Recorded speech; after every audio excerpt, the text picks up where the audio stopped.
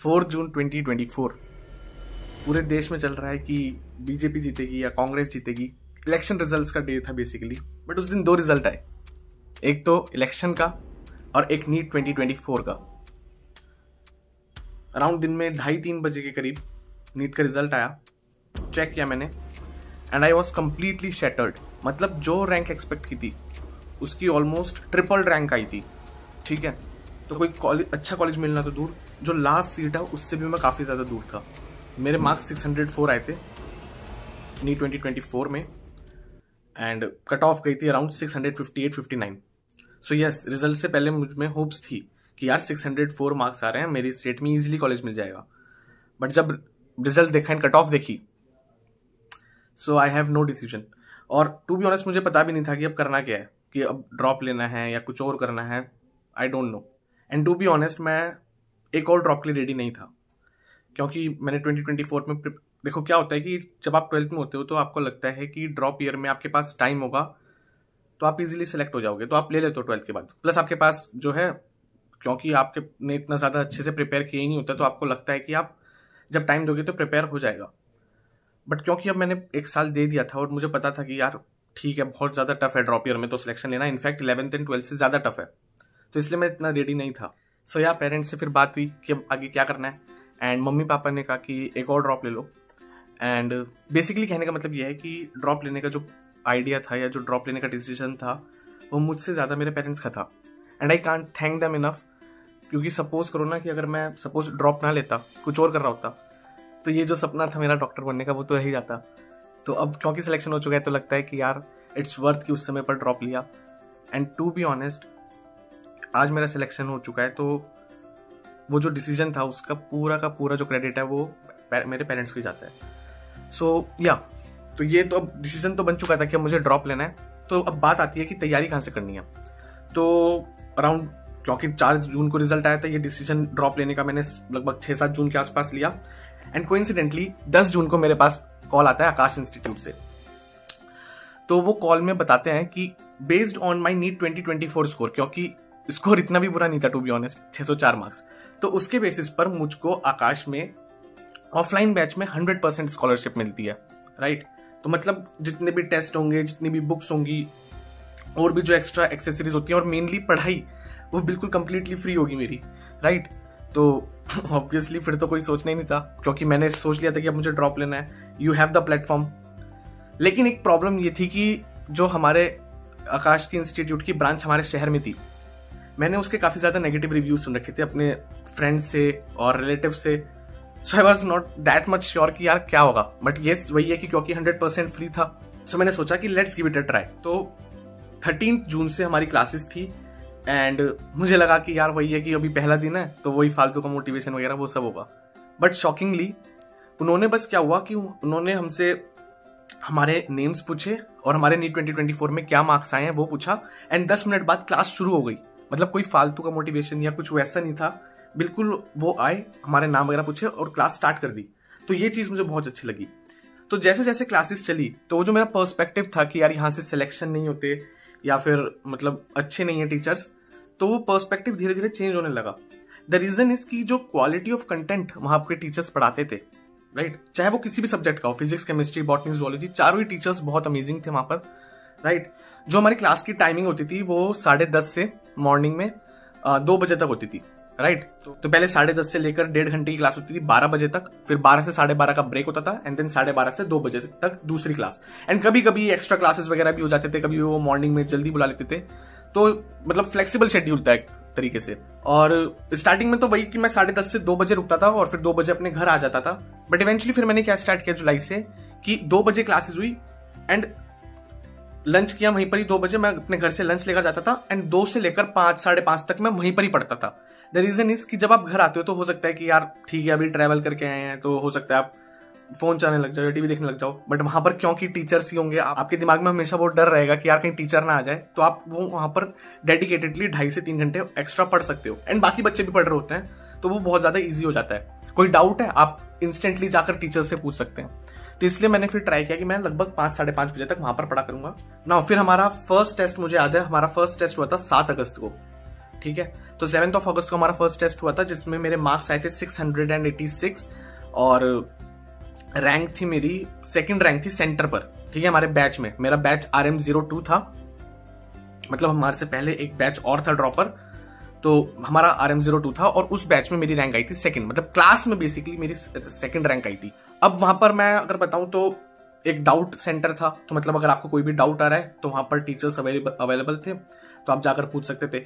Then I tutor था वहां पर, तो बेसिकली कहने का मतलब वो एक स्टडी रूम था, तो आप वहां पर बैठकर पढ़ सकते थे, बाकी बच्चे भी पढ़ रहे होते थे।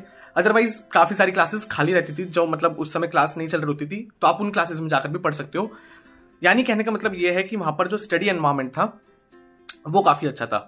But with that being said, जहां पर मैं एक तरफ कह रहा हूं कि वहां पर स्टडी एनवायरमेंट बहुत अच्छा था, वहीं वहां पर कुछ चीजें ऐसी थी जिसमें आप बड़ी इजीली डिस्ट्रैक्ट हो सकते थे, राइट।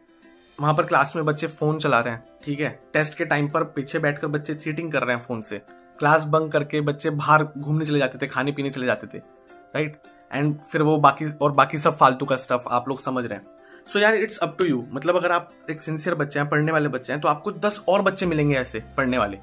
लेकिन वही चीज है कि अगर आप मतलब डिस्ट्रैक्ट होना चाह रहे हैं अपनी प्रिपरेशन से या वो सब चीजें, तो 50 बच्चे और मिलेंगे। तो कहने का मतलब ये है कि वहां पर स्टडी एनवायरमेंट, अगर आप पढ़ने वाले हो तो स्टडी एनवायरमेंट भी अच्छा था, लेकिन आप बड़े इजीली वहां पर बिगड़ भी सकते थे, राइट।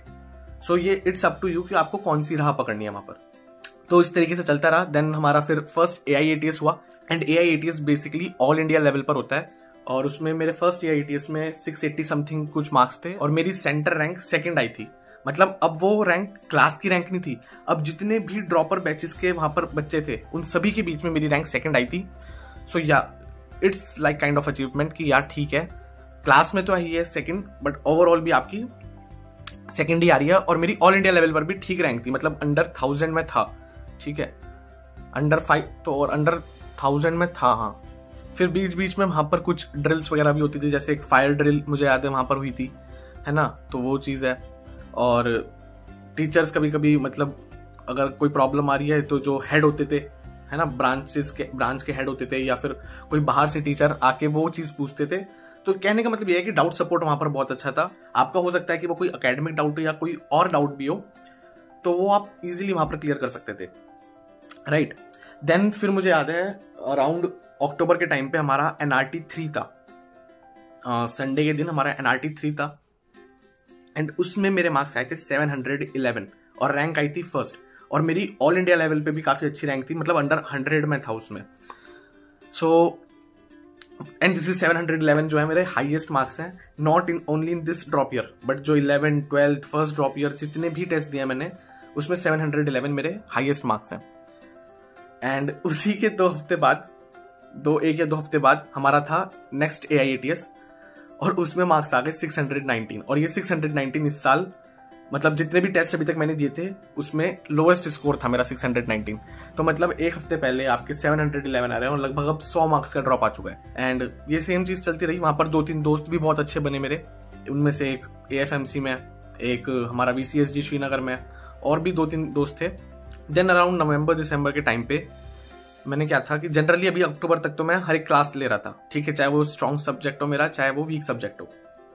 बट फिर नवंबर दिसंबर के टाइम से मैंने क्या किया कि जो चैप्टर्स मेरे वीक थे, राइट, उन चैप्टर्स की तो मैं क्लास लेता था, और जो चैप्टर्स मेरे स्ट्रॉन्ग थे, मतलब उनके नोट्स वगैरह भी मेरे बने हुए हैं और मुझे अच्छे से आते हैं वो चैप्टर्स, तो जो चीज टीचर क्लास में, मैं क्लास मिस करता था फिर, एंड जो टीचर्स क्लास में पढ़ा रहे हैं मैं अपने स्टडी रूम में जाकर वही चीज पढ़ लेता था। तो उससे होता क्या था कि 2 क्लासेस में जो चीज पढ़ाई जाएगी वो आप हो सकता है आधे घंटे में कर लो, तो उससे काफी ज्यादा टाइम सेव होता था। तो मैं स्टडी रूम में जाता था एंड वो नोट्स पढ़ लिए एंड क्वेश्चन प्रैक्टिस कर लिया। तो जनरली मतलब ये समझ लो कि मैं अब दिन की 1 क्लास ले रहा था, बेसिक आप इतना मान सकते हो। एंड देन तो ये चीज चलती रही, है ना, दिसंबर जनवरी तक होता रहा। एंड देन जनवरी में फिर हमारा सिलेबस ऑलमोस्ट कंप्लीट हो चुका था। बॉटनी का तो पहले ही हो चुका था, इनफैक्ट दिसंबर में ही हो चुका था, और बाकी सब्जेक्ट का भी जनवरी एंड तक, फेब तक सिलेबस कंप्लीट हो चुका था। हाँ, फिजिक्स का थोड़ा चल रहा था, फिजिक्स का मार्च तक गया था, आई नो अराउंड इनिशियल मार्च तक फिजिक्स का सिलेबस गया था। बट स्टिल ऐसा था कि मतलब 2 महीने पहले इन सारे सब्जेक्ट का सिलेबस कंप्लीट हो चुका था। एंड जनवरी से तो क्या था कि टेस्टिंग भी बहुत ज्यादा हेक्टिक हो चुकी थी वहां पर। मतलब पहले क्या था कि हफ्ते में 1 टेस्ट होता था, और अब हफ्ते में 2 टेस्ट हो रहा है, और कोई कोई तो 3 टेस्ट भी हो जाते थे हफ्ते में, मतलब एक दिन छोड़ के एक दिन टेस्ट, एक दिन छोड़ के एक दिन टेस्ट, इस तरीके से शेड्यूल बन गया था वहां पर, क्योंकि काफी सारे टेस्ट थे वहां पर। एनआरटी था, AIATS था, फिर आपका फोर्टनाइट टेस्ट था, तो कई सारे टेस्ट सीरीज थे वहां पर, एंड बाकी बैचेस के भी टेस्ट हमको मिलते थे एज अ प्रैक्टिस पेपर। तो जनवरी से टेस्टिंग बहुत ज्यादा हेक्टिक हो गई थी वहां पर, एंड ये चलता रहा मार्च तक। फिर मार्च में शुरू हुए FTS और इंटेंसिव। तो मार्च से लगभग आपके FTS शुरू हो गए थे। कुछ स्टार्टिंग के FTS मैंने दिए अराउंड 6 या 7, उसमें होम असाइनमेंट्स भी मिलते थे और वहीं पर भी हम सॉल्व करते थे। एंड देन मेरा एनरोलमेंट जो था वो इंटेंसिव में हो गया था। सो इंटेंसिव तो बहुत ही ज्यादा हेक्टिक था, मतलब रोज एक टेस्ट पेपर था, मतलब आज टेस्ट पेपर है, फिर अगले दिन टेस्ट पेपर है, फिर अगले दिन टेस्ट पेपर है, तो वो तो बहुत ज्यादा हेक्टिक था। और इंटेंसिव सब बच्चों के लिए नहीं होता, तो अगर आपको जानना है कि इंटेंसिव टेस्ट सीरीज क्या है, तो मैंने वीडियो बना रखी है ऑल टेस्ट सीरीज एट आकाश में, जिसमें मैंने बात कर रखी है कि क्या है ये इंटेंसिव टेस्ट सीरीज, तो आप जाकर उसको चेक कर सकते हैं। तो इंटेंसिव में तो स्कोर भी बहुत ज्यादा फ्लक्चुएट होते थे, है ना, 580 से लेकर 690 तक स्कोर फ्लक्चुएट हुआ है उसमें। एंड देन फाइनल टेस्ट हमारा था 2 मई को, जिसमें 680 समथिंग कुछ ऐसे मार्क्स थे मेरे, 680 690 के बीच में, और सेंटर रैंक थी मेरी 3। एंड देन फिर 4 मई को पेपर हुआ, उसमें मार्क्स आए 557, और या 14 जून को रिजल्ट आया। एंड आकाश में फिर हमने उसको रिजल्ट को सेलिब्रेट भी किया। तो अगर आपको ये भी जानना है कि किस तरीके से आकाश में सेलिब्रेशन होता है, तो मैंने उस पर भी एक पूरा व्लॉग बना रखा है इनफैक्ट, तो आप जाकर उसको चेक कर सकते हैं। So this is my whole journey आकाश में, ठीक है। एंड यस, कहूंगा कि आकाश का बहुत इंपॉर्टेंट रोल रहा है इस साल सिलेक्शन में, बीट देयर टीचर्स, है ना, उनकी बुक्स, टेस्ट पेपर्स, जो स्टडी एनवायरनमेंट खासकर मुझे वहां पर मिला। एक चीज और कहूंगा, आप में से कुछ बच्चे ऐसे होंगे जो शायद बाहर कोटा वगैरह में जाकर पढ़ रहे होंगे। So it's very important. ऐसा नहीं है कि आपको आइसोलेट कर लेना है अपने आप को, ठीक है, कि भाई मैं किसी से बात नहीं करूंगा, बस जाऊंगा पढ़ूंगा, ऐसा नहीं करना। वहां पे आपको दोस्त बनाना है, बट वो दोस्त भी डेडिकेटेड होने चाहिए अपनी पढ़ाई की तरफ, ठीक है। आपको ये पता होना चाहिए कि आप 1 साल 2 साल पढ़ने के लिए आए हो यहाँ पर, तो आपको पढ़ना है खाली। सो या दैट्स फॉर टुडे। एंड आप बता सकते हो कि आपको किस नेक्स्ट वीडियो किस टॉपिक पर चाहिए, एंड फिर मिलते हैं नेक्स्ट वीडियो में। This is Akshat Gupta signing off.